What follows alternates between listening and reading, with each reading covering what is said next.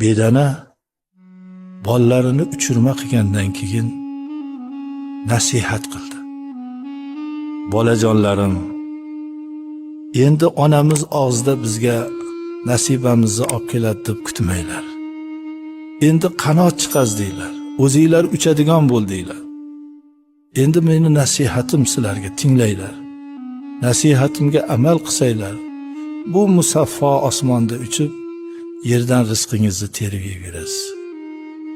Qiynalsangiz ham har joylardan topib, oz bo'lsa ham bitta ikkita topib, qanoat qilib rizqingizni yeb yuring. Bir xil joyda ko'pgina sepilib, yonida suvlari ham qo'yilgan bo'lsa bormang.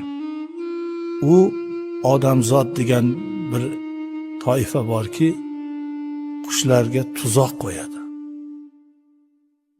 Ko'pgina sepib qo'yadi-da, o'sha yerga qo'nib, o'sha donidan yeyishingiz bilan domiga ilinib qolasiz.